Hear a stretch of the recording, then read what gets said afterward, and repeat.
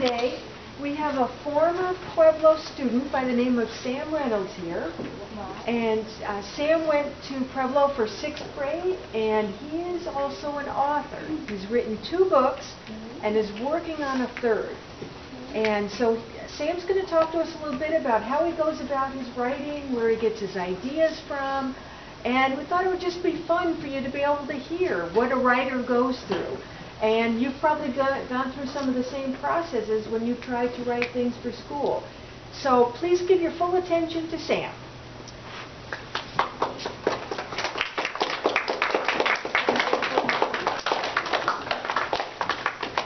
Maybe I should fix my slideshow. There we go. So like Kathy said, I am Sam Reynolds. I went here many years ago, and I'm here to talk to you guys about my books and what I do when I do. So I am 17. I went to Pueblo during the 2010-11 school year. I was on the Spirit Dogs team, which is no longer a team here, but we were awesome because I have an awesome shirt. I had Miss Simianek as my English teacher. She's still here. Miss Pate was my science teacher. She retired the year after I left. Miss Alver was my math teacher. She moved to Oregon, and Miss Livenquist is still here, and she's my history teacher. I now attend a charter school in Mesa called Heritage Academy. It's in the middle of downtown. It's right across from the Arts Center. It looks like a church, but it's got a steeple. I've been going there since 7th grade. It's a really good school, good teachers, and I will be graduating from there next year. Now, how the books began. It was the summer before my 6th grade year, and it was one of those days where you're at your friend's house, you're in the pool, you're eating barbecue chips, and all of a sudden you just get this, this inspiration. You're like, you know what? I'm gonna write a book, and that's what I basically did. I loved dinosaurs since I was a little kid in 2nd grade, and I loved the Jurassic Park movies. They were always my favorite movie, and I decided to kind of incorporate some of those ideas in building mine and making my books amazing. So my writing process. Writing 2 books at the same time and why it never, ever, ever works. I should change that. So the original scope of the series was it was going to be 4 books. And I was working on the first one, and I said, hey, what if I work on the 3rd one too, and then I can get the books done twice as fast? No, that didn't happen at all. I was working on the 3rd one more than the first one. Everything was kind of out of whack, because when you work on 2 books at the same time, you have to balance continuity, you have to balance if somebody dies in this book, they can't be in this book, or like events that happen in this one that have to affect this one. It's just so hard to keep track of. So I basically scrapped everything that I'd written. But, however, Pueblo used to have a writing club, or they called it Pueblo Publishing, where they would encourage students to write creative writing, write books, do things along those lines, and they would publish them on this really nice paper. It feels really soft. And I only wrote a little bit of this book that actually got published, but I've still kept this ever since, and it's a good keepsake for me. And let's see what else. Concept over actual writing philosophy. That is a terrible philosophy. Basically what it means is I was more focused on how the characters looked, like drawing them. I drew them tons of times with different hairstyles or weapons. And instead of actually focusing on putting them in the story and making them do stuff. So one of my first things for you advice is if you're writing a book or if you're writing a long story, don't focus so much on how the characters look. Focus on making them how they are in the story and helping them move the story forward.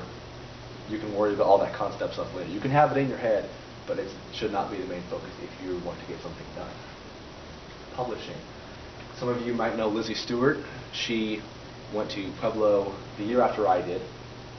She introduced me to this company called NaNoWriMo. It's a program that encourages young writers to write a book in 30 days with at least 30,000 words.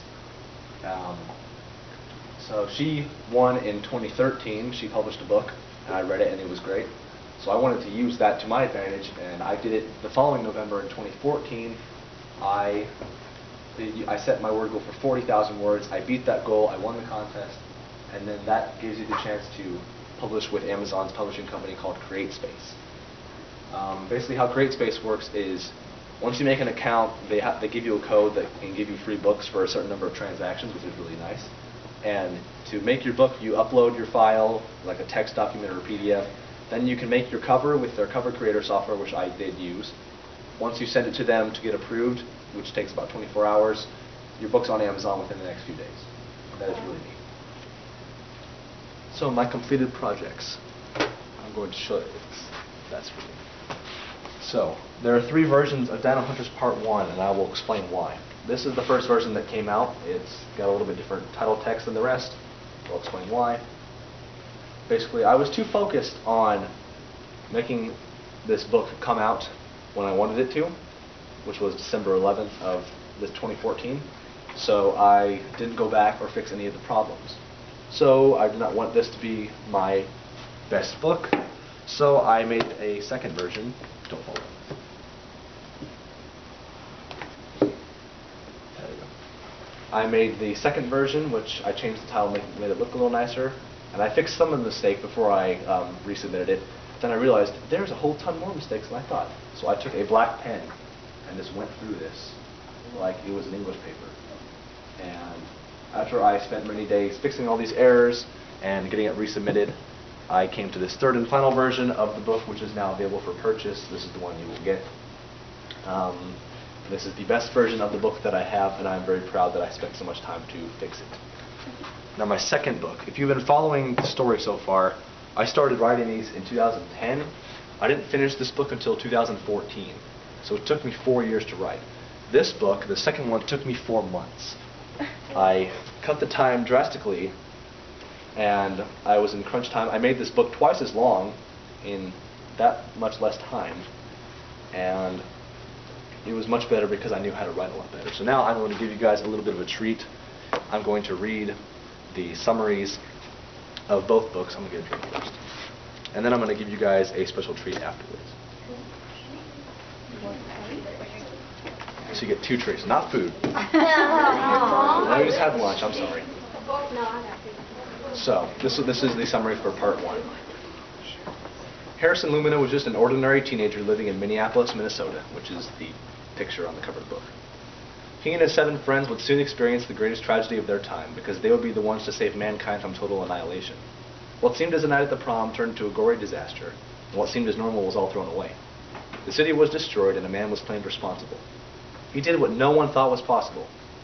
He bred species that were lost to the ravages of time. He reanimated prehistoric dinosaurs for one purpose, to wreak havoc. Will Harrison and his friends be able to stop them in time? Will the villain be brought to justice or bring the planet down to its knees? Will the government try to sabotage the mission rather than aid our heroes? Will their group known as the Hunters complete the task ahead or come short and seal humankind's extinction? Discover in this thrilling novel full of intense action, romance, mysteries around every corner, and a story that will keep you on the edge of your seat begging for more. The truth, the real story, is unveiled in the beginning of this deadly journey, Dino Hunters Part 1.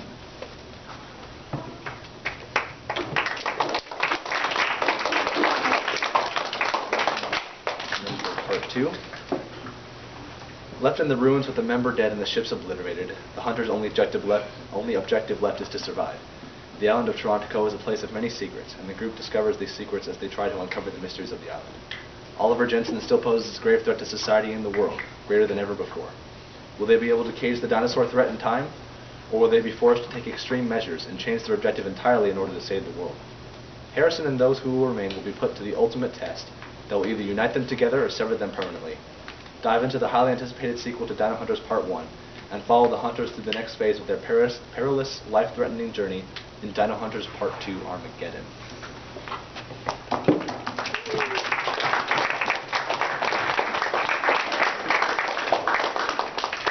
And now, I'm going to give you guys a little sneak peek on what's coming next. My current projects in the works now are coming this spring. It'll be the 3rd novel in this series called Deadlock. Now, it's not called Dino Hunters Part 3 for various reasons. If you read Part 2, you'll know why. Basically, I was going to have the book done this past December to honor the 1-year anniversary of Part 1, but sadly my life got in the way and that didn't happen. So, now I am trying in the next few months to get this book out so that I can do the 4th book, but before the end of the year, and have the series finished. So this is going to be the background cover for the book. It's got the 5 birds on the fence post. It actually has some symbolism.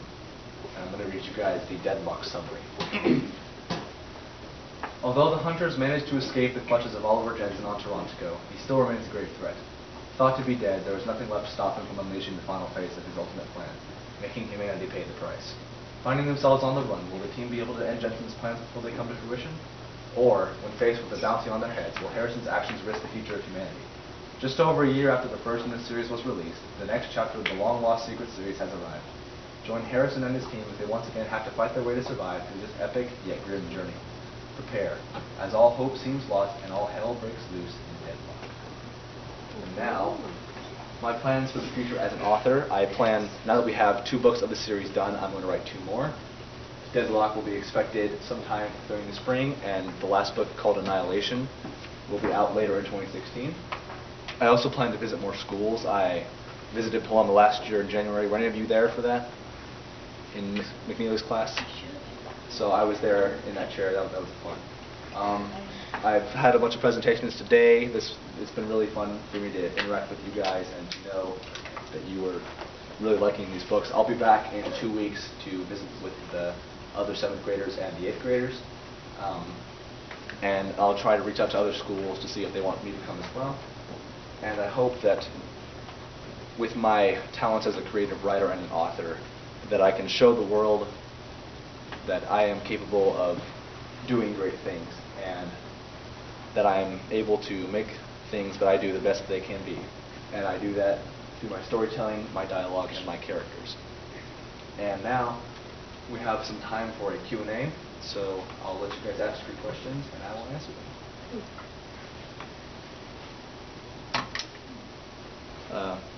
Tell me your name. Elias. Elias? Okay.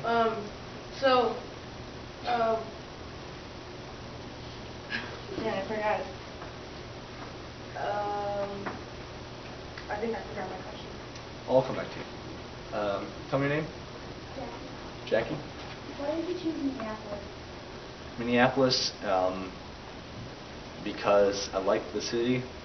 I think, my friend who helped me with the series, he goes to Minneapolis every summer on vacations, so I'm like, oh, why not make that the location, and I did. Tell me your name. Jubilee? Jubilee?